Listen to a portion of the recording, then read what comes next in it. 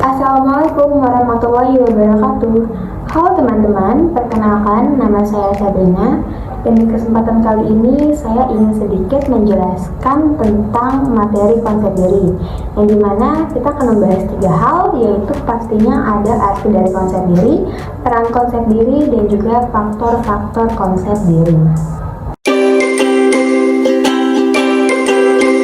Oke, yang pertama kita akan membahas tentang arti konsep diri.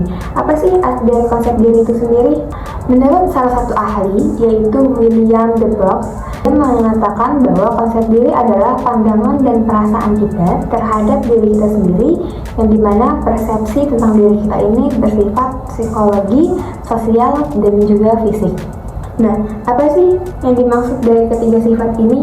Maksudnya ialah bayangan kita yang mengajukan pertanyaan-pertanyaan dari pikiran kita terhadap diri kita sendiri. Yang pertama, contohnya itu psikologi, yaitu mempertanyakan bagaimana watak dan sifat kita yang sebenarnya. Jadi, apa yang bisa membuat diri kita ini bahagia, sedih, cemas, dan lain sebagainya.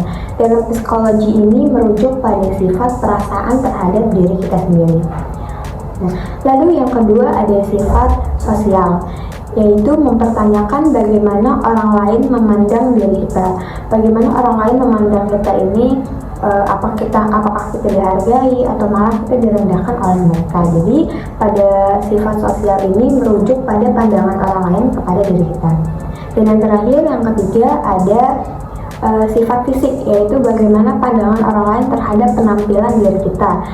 Apakah orang lain ini memandang kita ini cantik, ganteng, jelek, keren, ataupun kurang keren, seperti itu. Jadi untuk sifat fisik ini lebih merujuk pada pandangan penampilan luar diri kita.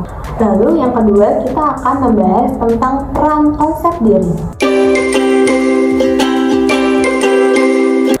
Peran utama dari konsep diri ini berfungsi untuk membantu identitas. Konsep diri ini membantu individu membentuk identitas personal mereka, yaitu pemahaman tentang siapa mereka sebagai individu yang unik dengan sifat, nilai, dan tujuan tertentu.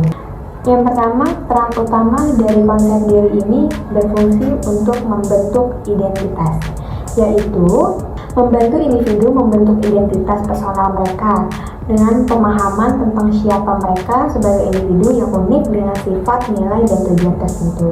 Lalu yang kedua ada sebagai motivasi dan tujuan.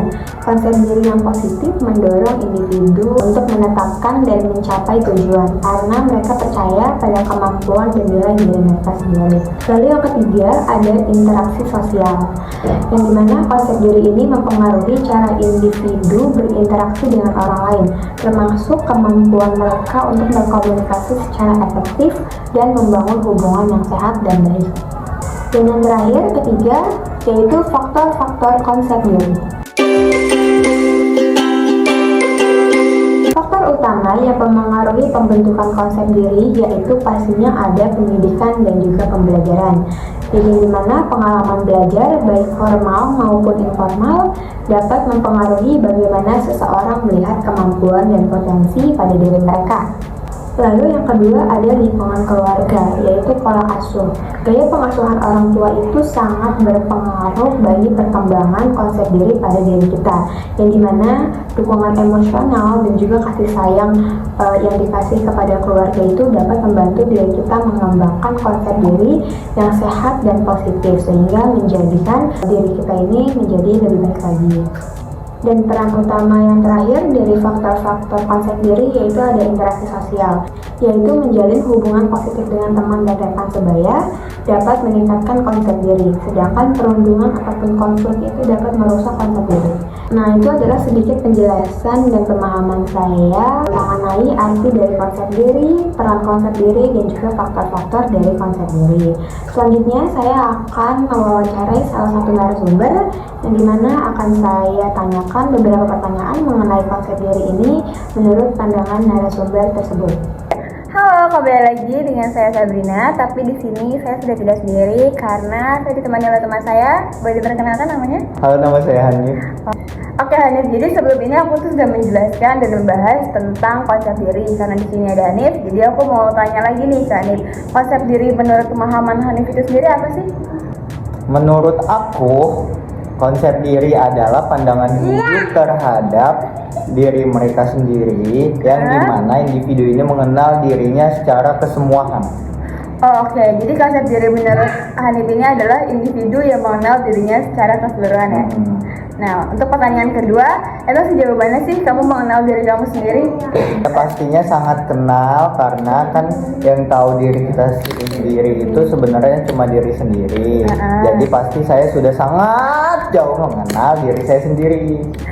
Oke, pertanyaan ketiga, bagaimana sih cara kamu untuk menghadapi kritikan dan komentar negatif, dan apakah kritikan tersebut mempengaruhi konsep diri kamu? Yang pasti saya berusaha untuk menerima kritik dengan terbuka dan melihatnya sebagai peluang untuk belajar dan berkembang. Wah, keren banget loh Hanif jawabannya. Sekarang kita ke pertanyaan terakhir ya. Nah, bagaimana sih kamu mendeskripsikan konsep diri kamu dalam 3 kata? Ayo, boleh disebutin? Kreatif, jujur, dan cepat. Ini semua pertanyaan yang aku kasih terjawab dengan sangat baik dan mudah dipahami. Oke, mungkin segitu aja wawancara kita. Terima kasih banyak buat Hanif sudah meluangkan waktunya untuk diwawancarai mengenai materi konsep diri ini.